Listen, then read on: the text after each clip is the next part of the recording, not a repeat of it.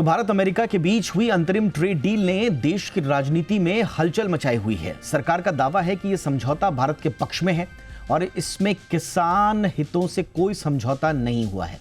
वहीं विपक्ष का आरोप है कि ट्रेड डील से तो किसानों को बहुत नुकसान है, ग्रोथ को बहुत नुकसान है, कारोबार को बहुत नुकसान है और कहीं ना कहीं भारत अमेरिका का डंपिंग ग्राउंड इस डील के बाद बन जाएगा। आज हम विस्तार से इस डील की हर बारीक डिटेल्स में जाते हुए एक्सपर्ट से समझेंगे कि क्या वाकई में सचमुच में ये बराबरी का व्यापार है या भारतीय हितों के लिए सच में इस डील के बाद कोई खतरे हैं। समझेंगे एक्सपर्ट से, पहले ये रिपोर्ट।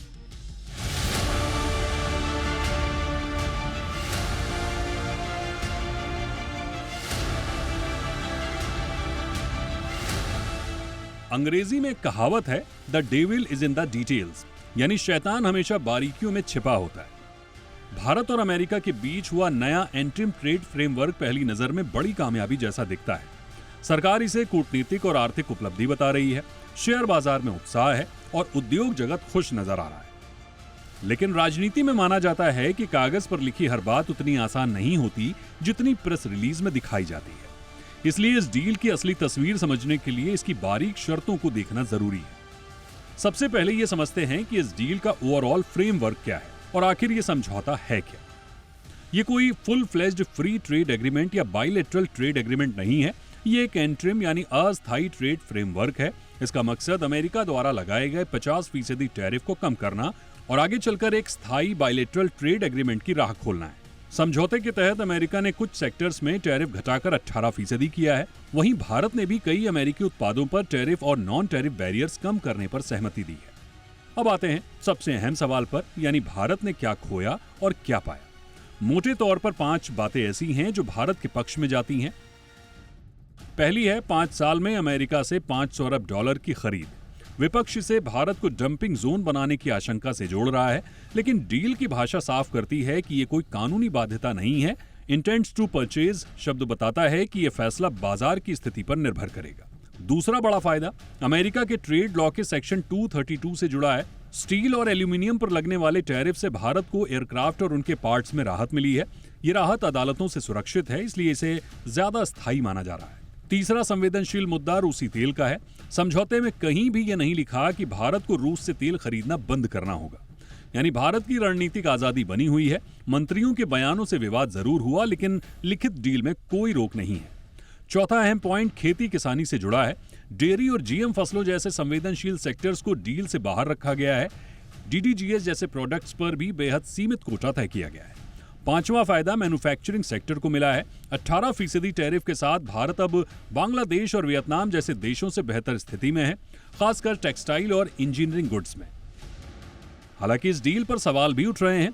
किसान संगठनों को डर है कि सस्ते अमेरिकी कृषि उत्पाद घरेलू कीमतों को प्रभावित कर सकते हैं। आलोचकों का कहना है कि टैरिफ संतुलन अमेरिका के पक्ष में है। मेडिकल डिवाइसेज और आईसीटी गुड्स पर रियायतों को लेकर भी चिंता जताई जा रही है। वहीं रियायत मिलने की असल तारीख पर असमंजस की स्थिति भी आलोचकों के घेरे में है। कुल मिलाकर यह डील कोई नॉकआउट जीत नहीं है, लेकिन भारत के लिए एक अहम राउंड जरूर है, जिसमें भविष्य का रास्ता जरूर खुला है, लेकिन मंजिल अभी बाकी है। ब्यूरो रिपोर्ट, जी मीडिया। खास मेहमान हमारे साथ जुड़ चुके हैं। स्वागत करते हैं सुभाष चंद्र गर्ग सर का, पूर्व वित्त सचिव और आर्थिक मामलों के जाने माने जानकार और टिप्पणीकार। बहुत बहुत स्वागत है गर्ग सर आपका। Good evening. हमारे साथ हैं अजय बग्गा सर, देश के जाने माने मार्केट एक्सपर्ट हैं। गुड इवनिंग सर, बहुत बहुत स्वागत है। और हमारे साथ हैं professor Rakesh Mohan Joshi, vice chancellor, Indian institute of foreign trade. बहुत बहुत स्वागत है प्रोफेसर जोशी आपका भी। Good evening sir. Garg sir, चर्चा की शुरुआत आपसे ही। सबसे पहले तो सर, सरकार तो ठीक है, अपनी तरफ से भरसक प्रयास कर रही है इस डील की जो पक्ष की बातें हैं, जो उजले पक्ष हैं, उन पर हाईलाइट करते हुए, लेकिन जो विपक्ष आरोप लगा रहा है, क्या वाकई में सर विपक्ष के आरोपों में दम है कि इस ट्रेड डील से भारत डंपिंग जोन बन जाएगा? भारत के किसानों के ये हित में नहीं है, व्यापारियों के हित में नहीं है। आपका सर इस पर क्या कहना है जो इंटरिम ट्रेड डील हुई है? देखिए, मेरे हिसाब से चाहे पक्ष हो चाहे विपक्ष हो, वो अपने समझ में अपने हित की बात ज़्यादा करते हैं, इसलिए उस पर हमें ज़्यादा तवज्जो नहीं देनी चाहिए। हमें इस डील को एक हिंदुस्तान के इंटरेस्ट के हिसाब से, हिंदुस्तान के बिजनेस इंटरेस्ट के हिसाब से, हिंदुस्तान के लोगों के इंटरेस्ट के हिसाब से देखना चाहिए। उस दृष्टिकोण से अगर आप देखें तो ये डील कुल मिला के मुझे काफी परेशानीदायक नजर आती है। ओके। कारण एक एक करके आप देख लीजिए। एक जो ट्रेड का होता है वो मुख्य बिंदु होता है कि आप किस रेट्स पे एक दूसरे से ट्रेड करें। अमेरिका को हम चीज़ बेचते थे 0 से 3% ड्यूटी लगा के लगती थी, और हिंदुस्तान में जो अमेरिका की चीज़ें आती थी उसमें 1 से लेके 40% तक ड्यूटी अलग अलग लगती थी। एग्रीकल्चर प्रोडक्ट्स पे और भी ज़्यादा लगती है। अब बाजी बिल्कुल उलट गई है।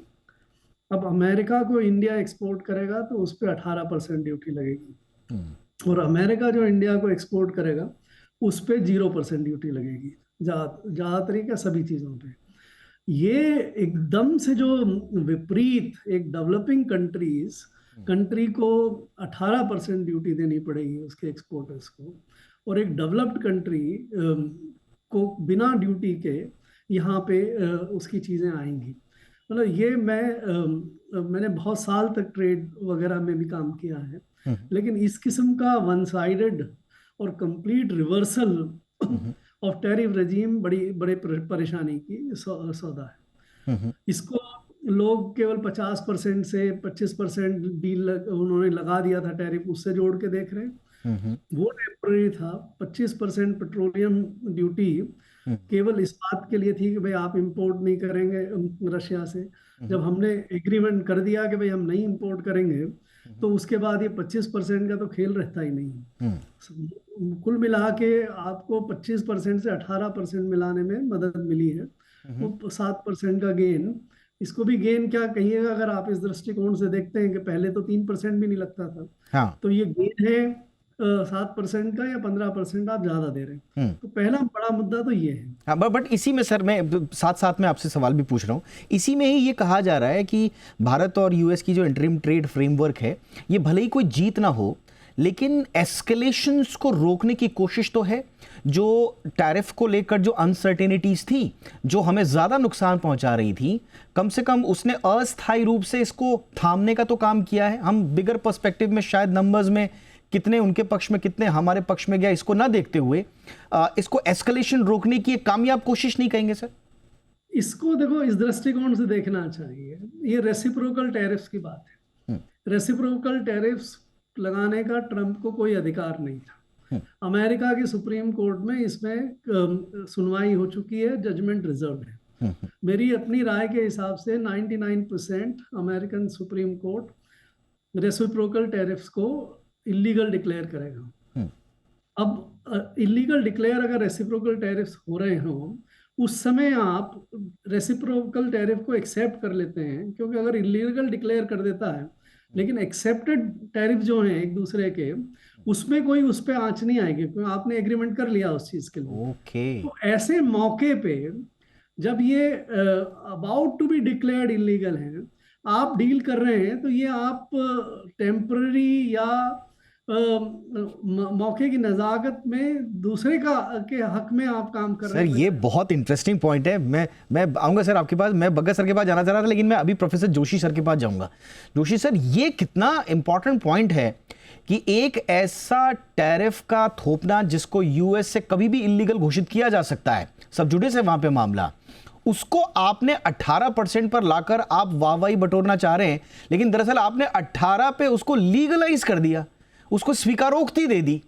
इस दलील से कितना आप इत्तेफाक रखते हैं sir? Sir I am sorry, आप अनम्यूट हो जाएं।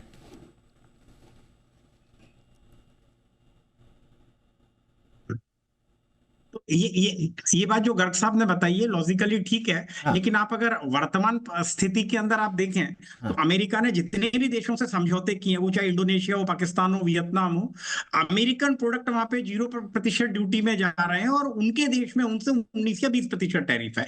और आज की तारीख में अमेरिका भारत के लिए एक बड़ा बाजार है। 21%, 22% प्रतिशत का हमारा एक्सपोर्ट शेयर है वहां पे। और हमारे कुछ टेक्सटाइल हैं, उसके अलावा लेदर गुड्स हैं, रेडीमेड गारमेंट, उसमें 30 से 40% तक का वहां पे शेयर है अमेरिकन बाजार में। अच्छा, उसके लिए हमारे लिए अल्टरनेटिव बाजार ढूंढना बड़ा मुश्किल है, क्योंकि वो हमको और उसी के दरमियान हमने यूके से समझौता किया, ओमान से किया, न्यूजीलैंड से किया, और लास्ट में ईयू से किया, जिससे हमको अल्टरनेटिव बाजार मिल सके। तो उसके अंदर ऐसा लगता है मुझे कि वर्तमान परिस्थितियों के अंदर, क्योंकि सभी देशों के साथ, अच्छा अमेरिका ने अपने एवरेज टैरिफ भारत पे ही नहीं बढ़ाए हैं, अमेरिका के एवरेज टैरिफ पिछले 8 महीने में नहीं सर, इसको आई एम सॉरी सर, मैं 18-19% सर सॉरी सर, मैं आपको रोकने की धृष्टता कर रहा हूं, मुझे माफ कीजिएगा, बट मुझे क्लैरिटी दीजिए सर। जो सर ने कहा कि पहले हमारा जो एवरेज ट्रेड का था वो 2.5% था, 0 to 3% था हमारे टैरिफ टू अमेरिका के लिए, और अमेरिका से हमारे लिए था 40%। वो अब एवरेज आउट होकर 0% हो गया, हमारा एवरेज आउट होकर बढ़ के 18% चला गया सर। और वो मामला जो संभवतः 1-2 महीने में खुद यूएस की सुप्रीम कोर्ट इल्लीगल करार दे दे, उसके लिए हमने, और अब पहले हम बड़ा पेशेंस दिखा रहे थे, और इस बात से यूएस का पक्ष बड़ा फ्रस्ट्रेटेड भी था कि भारत तो कुछ कह ही नहीं रहा है, इनको कुछ पड़ी ही नहीं है, उनकी फ्रस्ट्रेशन दिखाई दे रही थी। तो उसको हम बजाय कि टाल देते थोड़े और दिन या महीने, हमने आनन फानन में उसको लीगलाइज कर दिया, मतलब ठप्पा लगा दिया कि साहब हमें मंजूर है 18%। क्या ये बात सही है सर? नहीं, ये कहना कोई अभी नहीं है कि सुप्रीम कोर्ट का फैसला आने वाला है। वो कब आएगा, कैसा आएगा, ये तो सब एक्सपेक्टेशन है अभी। आप समझ रहे हैं, वो एक्सपेक्टेशन है सर। वो तो कभी भी आ सकता है, सुप्रीम कोर्ट वहां का सिर्फ टाल रहा है फैसले, वो बिल्कुल आने वाला है, वो टाल रहा है। हाँ, गर्ग सर भी कुछ जोड़ रहे हैं। टालेगा, कब तक टालेगा राकेश, सर? आप एक गर्ग बात साहब बोल रहे जरूर हैं। देखिए कि पिछले 3-4 महीने में अमेरिका के साथ रेसिप्रोकल टैरिफ पे किसी ने भी समझौता नहीं किया। ये जो सारे समझौते आप गिना रहे हैं, जापान हो, इंडोनेशिया हो, वियतनाम हो, ये सब अर्ली फेज में अप्रैल मई जून में हुए थे, राइट। वो सारी दुनिया इस समय ये जानती है कि ये रेसिप्रोकल टैरिफ्स नहीं रहेंगे। ऐसे में कोई उनसे समझौता नहीं कर रहा आज के दिन। मुझे बता दीजिए, आप पिछले 4 महीने में किसने रेसिप्रोकल टैरिफ पे अमेरिका के साथ समझौता? फिर आप देखिए हिंदुस्तान ने क्यों इस लास्ट मौके पे जो चीज अवॉइडेबल है, ट्रंप का फ्रस्ट्रेशन था कि भाई वो अगर किसी को भी कन्वर्ट कर दे रेसिप्रोकल टैरिफ्स में, एग्रीमेंट में, तो वो जीत जाएगा, वो रख लेगा इसको। उसकी जरूरत थी ज्यादा हमें। हम क्यों इसमें इस मौके पे, जब इस नजाकत वाले मौके पे ये समझौता करते हैं, इस पे जरा सोचिए। सर, मैं इससे पहले कि आगे बढ़ूं, मैं इस बीच में जरा बग्गा सर का व्यू पॉइंट भी लेना चाहूँगा। बग्गा सर, आपका व्यू पॉइंट क्या बन रहा है? इंटरिम डील्स खासतौर से इस मौके पर जो बनी है, कहा यह जा रहा है फ्रंट लोड ऑप्टिक्स ज़्यादा है, ऐसे आरोप लग रहे हैं, और बैक लोड पेन ये करेगा लॉन्ग टाइम में। बट मार्केट के रिएक्शंस देख के, कारोबारियों के रिएक्शंस देख के बहुत बड़ी राहत की सांस वो ले रहे हैं, जिसका जिक्र अभी प्रोफेसर जोशी भी कर रहे थे। बट सर, आपका व्यू पॉइंट इसमें क्या बन रहा है? हमें फायदा हुआ है, नुकसान हुआ है सर? नहीं, मैं यही कहूंगा फायदा है, क्योंकि at least you are playing the game. अगर आप टेबल पे नहीं है, आप मेन्यू पर हैं, आपको खाया जा रहा है, तो एटलीस्ट आप टेबल तक पहुंचे, आप प्लेयर बने हैं, आप बाहर नहीं रख दिए गए। कि आप देखिए रशिया के साथ भारत का कितना ट्रेड है, $63 बिलियन। चाइना और रशिया का कितना है, 245। किस पे प्यूनिटिव मेजर्स लगाए गए? भारत के ऊपर। तो अभी तक ये मसौदा चल रहा था कि फेलियर है भारतीय गवर्नमेंट का कि ये डील नहीं कर। अब जब डील आ गई है तो लोग कह रहे हैं कि ये बहुत ही खराब है, आपने हाथ जोड़ दिए, अमेरिका के आगे घुटने टेक दिए। मेरे ख्याल से सच्चाई कहीं बीच में है। और मार्केट को क्या रिलीफ है कि कुछ तो हुआ, कुछ आगे बढ़े। ये बीटीए वगैरह से बहुत दूर है, अंतरिम फ्रेमवर्क है एक अंतरिम डील का, तो अभी बहुत आगे फासला है। बट एकदम से आपके 25% टैरिफ कट गए, और जो 25 था वो 18 आ गया।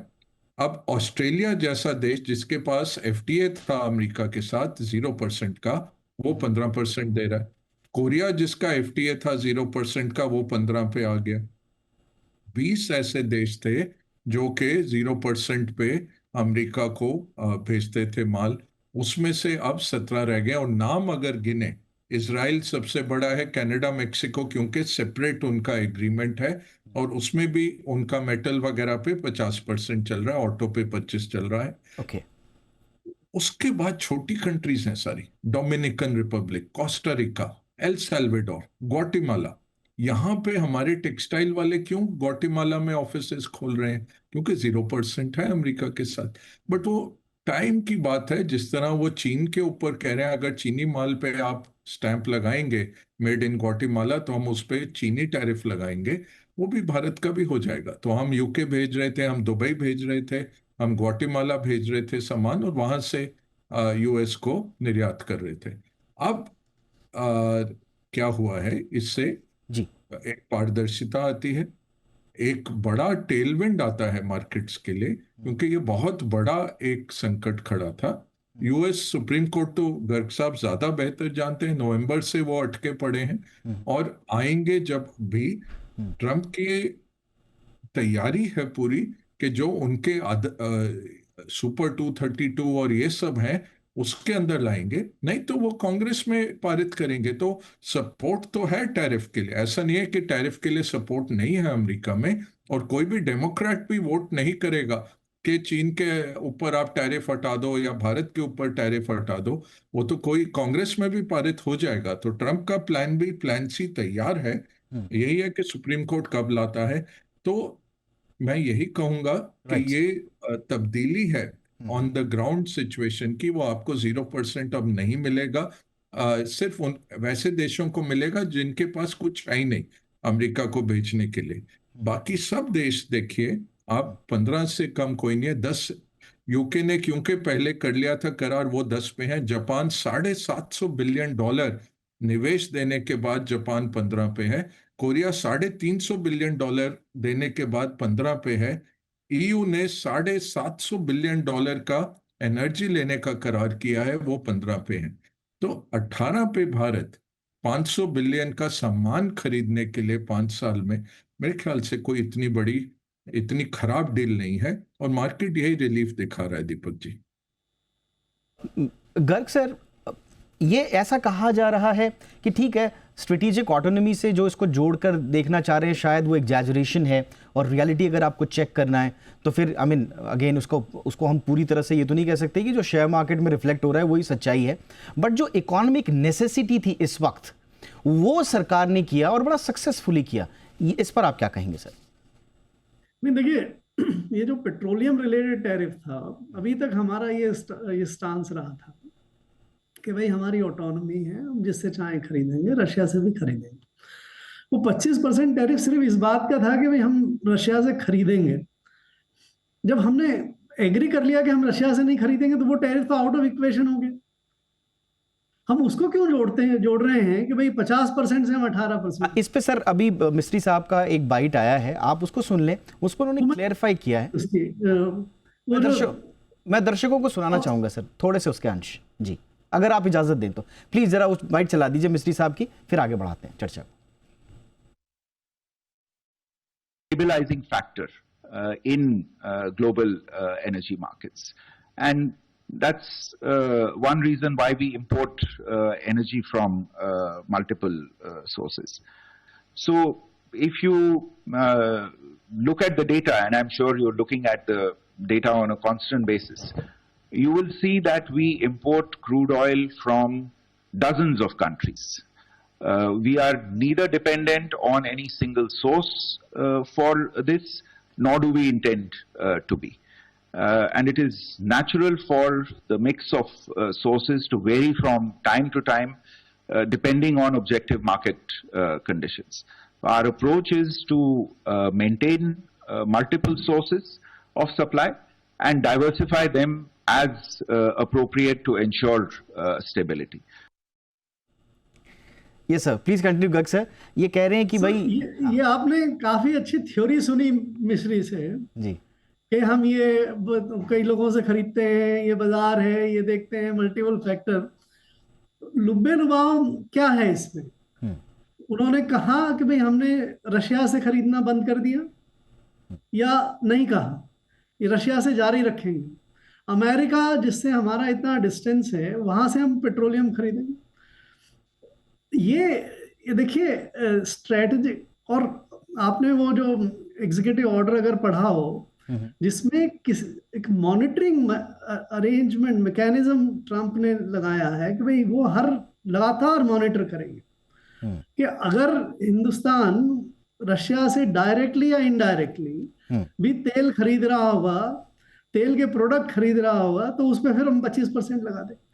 ऐसी किस्म की कंडीशन अगर हम स्वीकार करते हैं, ये एक सॉवरेन देश, सार्वभौमिक देश की निशानी नहीं। बट सर मुझे एक चीज समझाइए, ठीक है वो एनर्जी चॉइसेस पर यूएस का ये जो मॉनिटरिंग फ्रेमवर्क है ये अनप्रेसिडेंटेड है, इसको सच में माना जा रहा है कि ये this is unprecedented. But deal में सर कहीं पे भी नहीं लिखा हुआ है, एक स्टेटमेंट भी ऐसा नहीं है, सारे के सारे डिप्लोमेटिक आंसर जो हैं वो यही संकेत दे रहे हैं कि हमने रशिया से तेल खरीदना बंद नहीं किया है, हमने कोई ऐसा डिक्लेरेशन नहीं दिया है, और ना समझौते में ये शर्त जोड़ी है कि हम आपसे समझौता तब कर रहे हैं 18% का क्योंकि हम तेल खरीदना बंद करते हैं। ये समझौते में कहीं नहीं लिखा। नहीं, समझौते का ये हिस्सा था ही नहीं, पहले भी नहीं था और अभी भी नहीं है।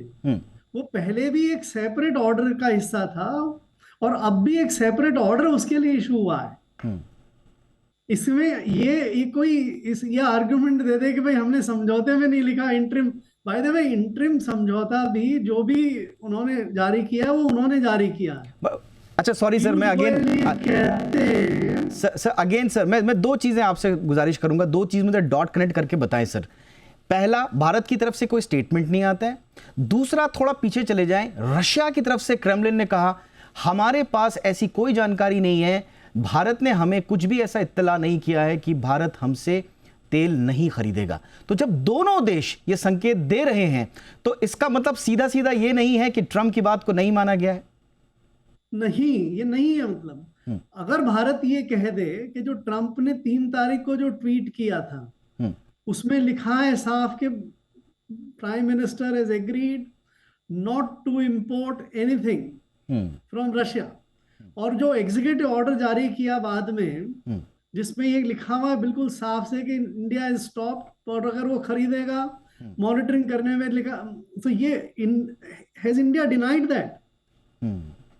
ओके, मैं समझ गया सर। ये एक लूप में पूरा का पूरा डिबेट फंस गया, दोनों तरफ अपने अपने पक्ष में कर रहे हैं। बट मैं जोशी सर को बोलूंगा, प्रोफेसर जोशी सर थोड़ा सा बताइए सर, क्या वाकई में हमने हम अब ये मिस्त्री साहब जो कह रहे हैं कि हम डाइवर्सिफाई कर रहे हैं, अब एक तरफ अगर आप एक दूसरे एंगल से सोच के देखें तो कहीं ऐसा तो नहीं है कि हम डाइवर्सिफाई करने को कह रहे हैं तो शायद हम रशिया से भी डाइवर्सिफाई कर रहे हैं अपने मार्केट को, तो एक तरफ से हम ट्रंप की बात मान रहे हैं। आई मीन जी आप बिल्कुल ठीक हैं। There is a complete ambiguity on this, बिल्कुल एम्बिग्युइटी है।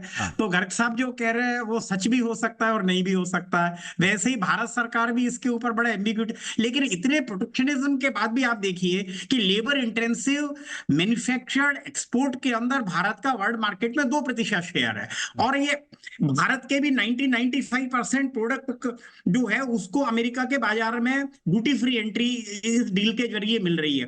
तो इट विल हेल्प इंडिया कि to become part of the global supply chain. और अमेरिका का बाजार दुनिया का सबसे बड़ा बाजार है, 30 ट्रिलियन यूएस डॉलर का बाजार है, और उस बाजार से हमारा अलग रह के, एंड देन यही नहीं है, उसमें सर्विसेज सेक्टर है। अभी फाइन डिटेल इस डील के आने बाकी है, उसके अंदर इन्वेस्टमेंट है, सर्विसेज सेक्टर है, मोबिलिटी ऑफ पर्संस है, उसके अंदर उसकी अभी बात ही नहीं हुई है, जिसके अंदर भारत का एक बहुत अहम हिस्सा है। Mobility of our IT personal है, प्रोफेशनल्स है, साइंटिस्ट है, इन्वेस्टमेंट है। तो मुझे लगता है सारी चीजें जब आएंगी तो जैसा कि शेयर मार्केट जो है, मतलब गर्ग साहब ज्यादा अच्छा मानते हैं कि share market tells the real pulse rather than theoretical assumptions, और उसने इसका बिल्कुल स्वागत किया। जैसे टेक्सटाइल में आपने देखा 15-20% तक बाजार बढ़ा है। James pharmaceutical is a big gainer. Pharmaceutical में आप देखिए कि 40-50% से टैरिफ घट के 0 हो गया है, और फार्मास्यूटिकल सेक्टर में उसके अलावा बहुत सारे हमको कंसेशन मिले हैं। मेडिकल इमरजेंसी को नेशनल इमरजेंसी कहा गया है, हमारे प्रोडक्ट्स को एक बहुत उसमें प्रभावशाली एंट्री बाजार में मिली है, हेसल फ्री। और दूसरा जो हमारा सेक्टर सबसे इंपॉर्टेंट है वहां पे, वो जेम्स एंड ज्वेलरी है। जेम्स एंड ज्वेलरी के अंदर specially diamond, the cut polish diamond, जिसके ऊपर 40% ड्यूटी थी, वो 0% ड्यूटी के ऊपर। तो मुझे लगता है सेक्टर स्पेसिफिक अगर आप देखेंगे, अच्छा वैसे टेक्सटाइल सेक्टर जिसके लिए हम अल्टरनेट नहीं प्राप्त कर पा रहे थे, हमारा मराइन प्रोडक्ट सेक्टर, शिम सेक्टर, उसके अंदर इस बाजार के अंदर निश्चित रूप से फायदा होगा। अच्छा एक बार बताओ, 1991 में जब भारत को एफडीआई के लिए जी पीवी नरसिम्हा राव साहब ने खोला था, तब उसका कितना विरोध हुआ था। तो मुझे लगता है कि भारत के अंदर जो टैरिफ थे, वो गर्ग साहब बिल्कुल सही बता रहे हैं कि 8 महीने पहले अमेरिका के टैरिफ लगभग 2.5-3% के थे, और भारत के एवरेज टैरिफ 17-18% के थे। अभी अमेरिका के टैरिफ जो है वो average American tariff now is 17-18%, 19%। तो अमेरिका एवरेज टैरिफ अगर 19% है और हमको अगर उन्होंने 18% में दिया है, तो अब अमेरिका से हमारी ये उम्मीद करना कि हमको 0% पे देंगे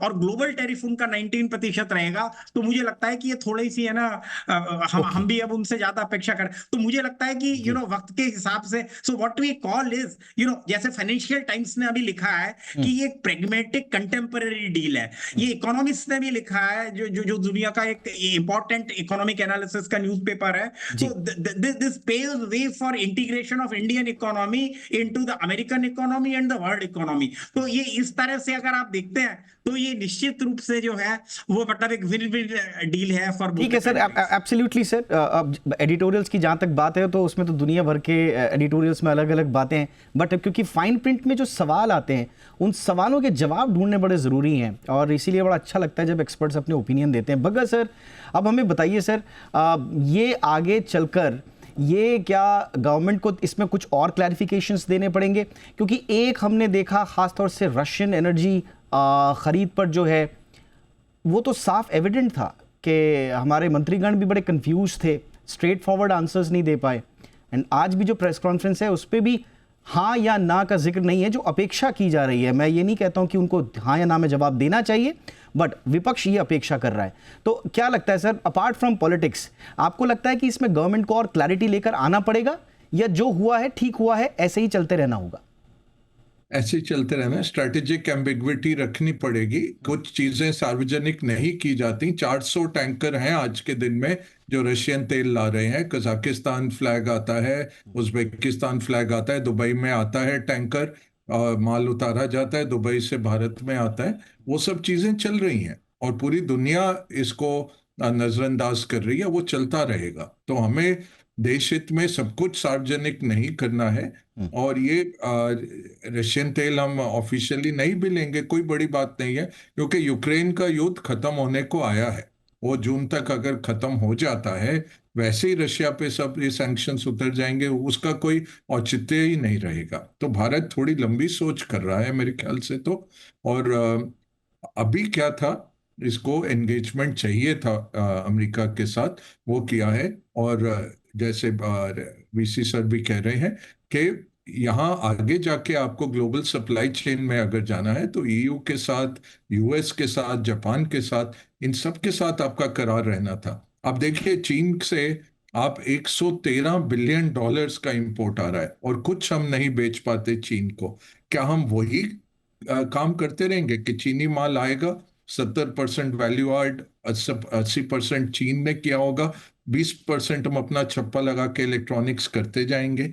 क्या यही काम हम करते जाएंगे कि अपना देश में लेके आएंगे एफडीआई और ग्लोबल सप्लाई चेन में जाएंगे? आई थिंक ये सबसे बड़ा मुद्दा है।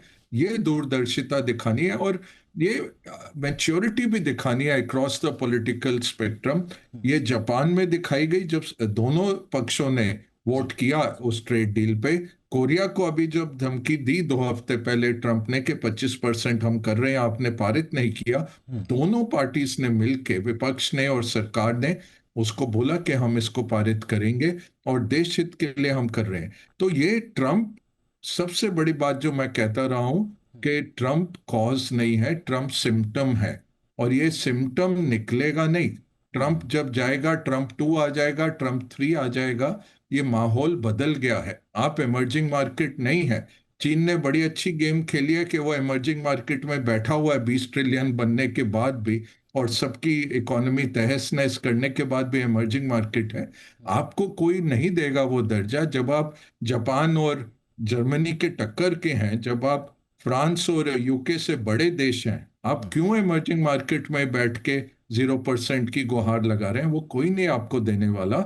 हमें सक्षम बनना है और वो 18 पे ही हमें पैसा बना के लाना पड़ेगा। ये आई थिंक प्रधानमंत्री ने भी कहा था ये जब डील आया हमारे उद्योगपतियों को भी, कि आप प्रोडक्टिव बनिए, आप क्वालिटी बढ़ाइए और दुनिया में आप सीधा कंपटीशन करने की क्षमता बढ़ाइए। ये बहुत जरूरी हो जाएगा दीपक जी। Absolutely sir. तो आप कह रहे हैं कि इस वक्त नज़ाकत यही कहती है वक्त की कि कुछ छुपा के और कुछ बता के आगे बढ़ना है, क्योंकि हम जानते हैं हम किससे डील कर रहे हैं। Mister Trump on the other side, उनका तरीका जो है संभवतः उनके बातचीत के और उनके कार्यकलाप के जो तरीके की हमने एक जोड़ तोड़ निकाला है वो यही है कि हम कुछ छुपाएंगे और कुछ बताएंगे। लेकिन इस बीच जो भी पॉलिटिकल पार्टीज़ अपने अपने सवाल उठाएंगी, देखते हैं कि गवर्नमेंट उसमें किस तरह की क्लैरिटीज़ देती हैं। फिलहाल आज की इस चर्चा के लिए बहुत बहुत शुक्रिया। Garg sir, thank you so much sir. Bhagat sir, बहुत बहुत शुक्रिया sir. Professor Joshi sir, thank you so much sir for your time.